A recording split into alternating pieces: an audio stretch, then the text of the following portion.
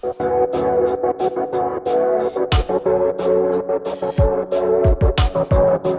everyone. I'm Malik Mercier, Gen Z's journalist, and I'm honored to end this afternoon off with a powerful panel and discussion around the crisis that Mayo just mentioned, mental health.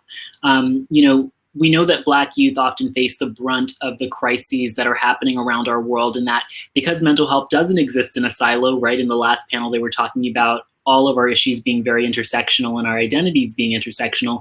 Black youth can often experience a compounding effect on our mental health. And so as we start this conversation, I just want to recognize that and make this crystal clear that Black youth are less likely to seek treatment than our white counterparts, and then in at least some cases, less likely to receive treatment as well. So we thought it was important to be very intentional about this conversation with mental health, and I'm now joined by Victoria Makanjola, and she is the host of the Feel Your Feelings with a Z as in Gen Z, which is pretty awesome, and Atlantis Tunikal. Tunikal. I'm so sorry. I'm trying to get your name right. Did I get it right? Tunikal? Tunikal? Yes. Yeah. Cool. Okay. L. Got you. Thank you for helping me with that. Digital engagement coordinator of Youth Creator Network. We're really happy to have you as well. And so our first question, I feel like we should just start off with, how are you both? Like, I feel like how can we start a mental health conversation without recognizing how you both are? So how are you? And you can be real.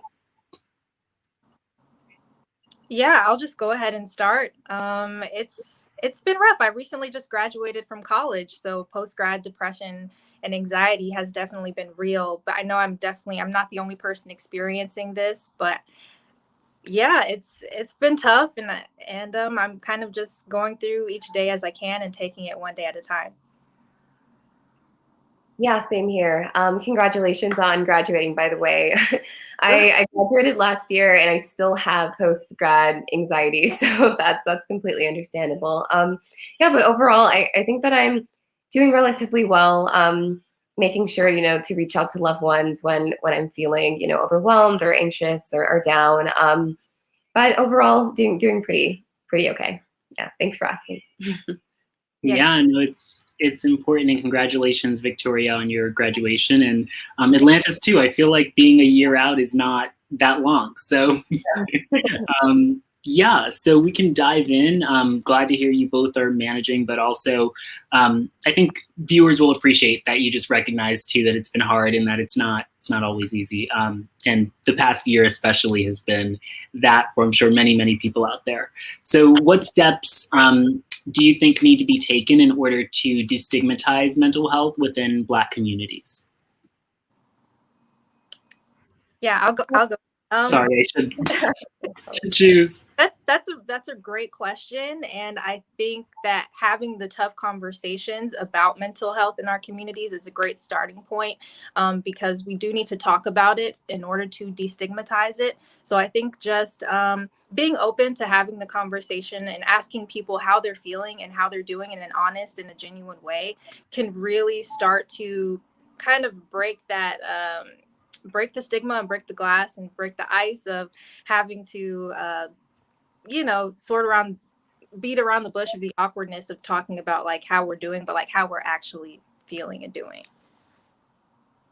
Yeah, I completely agree. It's definitely about taking that initiative to have those difficult conversations. I will speak for myself, but maybe you guys could agree that like it can be difficult trying to have these type of conversations, mental health conversations, with the previous generation or the generation before that. Yeah, there are just so many different differences in the way that we were brought up, and we understand that as Black people we have a lot of extra pressure to be strong, and to being strong unfortunately is correlated with being not being vulnerable and open about what's really going on and what's on our minds. So even if our parents aren't supportive in having the open conversations, or grandparents, aunts, whatever, just it could be scary, but it could also be really liberating to initiate those conversations with your elders. But it's really important to have these conversations with our young ones as well, like younger brothers, sisters, cousins, whoever, in the neighborhood. just having those conversations about how important it is to talk about mental health and to share what's going on. And if you don't have anyone to speak to, there's so many resources out there with social media and the internet. We really can find help. And yeah, but conversations within the family, definitely a good idea to try to start there to try to change things, for future. Yeah, I think you both bring up such a great point with that, and just you also mentioned, Atlantis, the stark differences between our generation and the older generation. Do you or Victoria have any advice for sort of, I guess, engaging in those conversations? Maybe you've had an experience that you think you've learned something from in just talking with Black elders, and maybe even just not even the elders, but just like the generations above us and our parents about mental health. Yeah, Malik, that's a great question as well. I think that you can't control what other people think, but you can control your reactions to what people say. And I was talking to obviously a loved one recently, and she was telling me that nothing new happens under the sun. What my parents and grandparents experienced in their generation is nothing different from what we're experiencing in our generation. It's the only thing is that the people have changed, but the issues are still the same, and the issues are still there. As Gen Zs, we have to change our approach to how we talk to the older generations or to our Black elders about mental health, because they may not mesh with the term mental health. They may use another term like an emotional imbalance. And so I think it's up to us to kind of respectfully have those conversations and kind of set boundaries as far as, okay, here's what I believe about mental health, and here's something that maybe you can learn about mental health that you didn't know before. Yeah, definitely. I think I take a very similar approach. I don't blatantly randomly talk about these topics or mental health, but I think that um, there are instances where the topic may come up, organically, or something, related to the topic may come up, and or maybe a loved one or a friend may say something that may be a bit like problematic, or not always the most encouraging or like forward or progressive. And I really do think that delivery, like Victoria was saying, is really, really important. Having the patience, having the love, keeping in mind who you're speaking to, and still trying to get that message across that, like, hey, like what you're saying may not fall in line with, I don't know, the most supportive ideals, or, I don't know. I really do think that there is a way to communicate the importance without causing too much of a conflict, depending. I don't know. Yeah, no, that's a really good point. I think that there's such a there's such opportunity now for us all to learn, and you both hinted on that and shared that. And I think that especially when problematic statements are shared with mental health, it can be extremely, harmful to some people because they're struggling, and it can also just it's all a learning experience. And so I think, as we kind of talked about destigmatizing for like Black mental health for everyone, but then when you think about within our own communities and families, how do you think that we can go about that? Especially, I guess, maybe addressing the problematic statements that might be shared. Yeah, we can go with Atlanta. Sure. Okay. Sorry, I may need a moment to think about that. Yeah, no, I get it. It's a loaded question. We can think about that. Yeah, I mean, I can also just throw another one at you both. Like maybe this will help too. Like thinking about what do you think is like the root of the negative outlook on mental health in the Black community? Do you think that there's anything in particular that has maybe ignited that, or do you think there's any piece of lack of understanding maybe, or something that would show maybe why that exists in the community? Well, I'd say generational oppression definitely contributes towards that, and also just not having the mental space to think about mental health and to talk about those things, because of so many different factors that set people of color, Black people, back just in society. Just supporting their families with limited resources, supporting their children with schools that may not be, may not have the best funding, or just trying to put bread on the table.